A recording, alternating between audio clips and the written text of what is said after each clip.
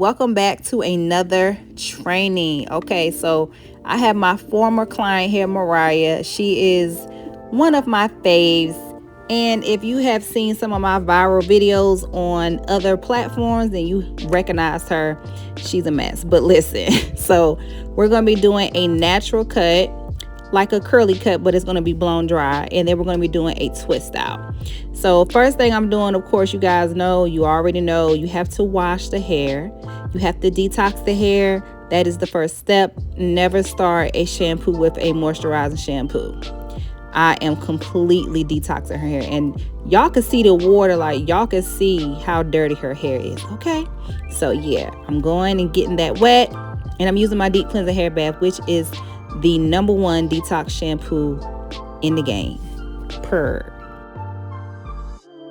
Don't y'all just love wash days? Like, I really wish that I could have someone just wash my hair the way I washed my clients' hairs, but whatever. So yeah, we're gonna go ahead and detox her hair twice, and I am rinsing it out with hot water, but not hot that it's like burning her skin, but it's getting rid of all of that buildup without stripping the hair. Like, y'all can see how clean and, you know, vibrant her hair looks. This was after the conditioner as well. You guys can just see how vibrant her hair is, and that she needs a cut. So here we go. So I'm not normally a fan of the comb blow dryer, but I was pressed for time, and because we are not doing a silk press, this is the only reason why I'm using the comb blow dryer to speed up the process. But don't ever use a comb blow dryer when you're doing a silk press. I also want to say that I did not need for her hair to be bone straight. So when you're doing a cut to shape the hair, you know, while it's curly, you want to make sure that you do it in sections. This is not like a silk press trim. She has a lot of, you know, dead ends. So I halved the back and I halved it again.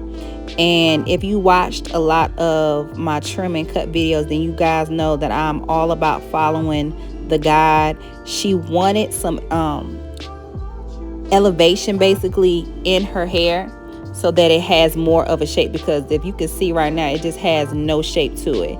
And she was like, Ashley, I really want to wear my hair curly throughout the summer. I'm really not trying to get a silk press. So I was like, okay, we're gonna have to reshape your hair.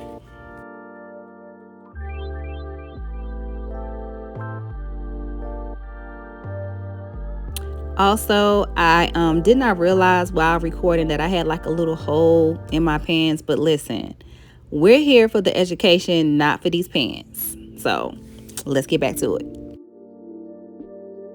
Don't be afraid to let these clients know. Say, hey, if you want healthy full hair, if you want your curls to be popping in the summer, you're going to have to get a shape. You're going to have to cut more than just a ½ an inch off. The ½ an inch is not going to do anything. We need thick, full ends, especially when you plan on wearing it curly, because if it is looking, you know, like raggedy and thin, it's not going to be popping.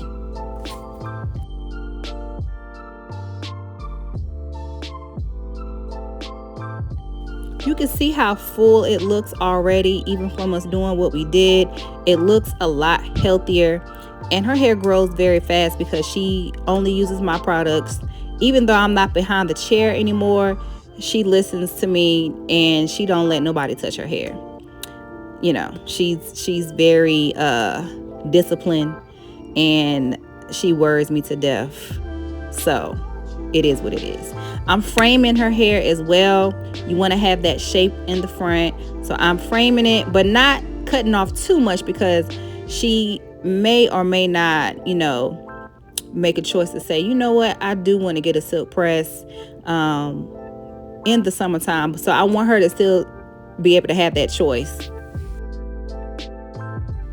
I'm using my moisture cream for my product line, Healthy MF and Hair. And yes, I'm doing this on dry hair. The great thing about my moisture cream is that you can use it on wet or dry hair, and it is water-based. So it's going to put the hydration back into the hair. It does not turn white. It does not turn flaky. It melts into the hair. And a lot of you may be saying, well, why didn't she just wear it curly, like just do like a wash and go? We had to trim her ends properly so that I could see it, and she's not a wash and go type of girl, excuse me. So we chose to just do it dry, and to be honest, the outcome looked way better than it would have if it was wet.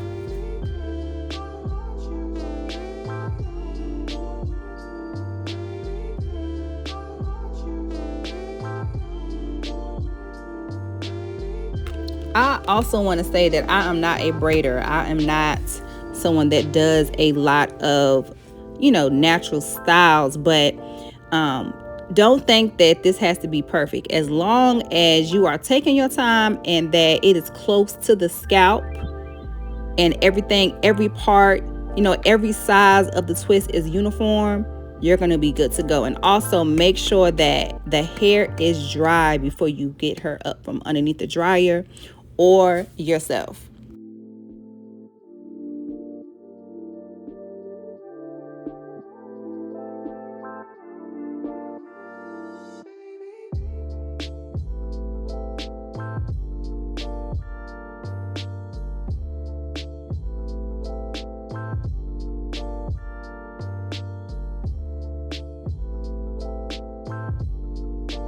So I let her sit underneath the dryer for about an hour, and it really turned out really, really great. And I did put rods on the ends of her hair.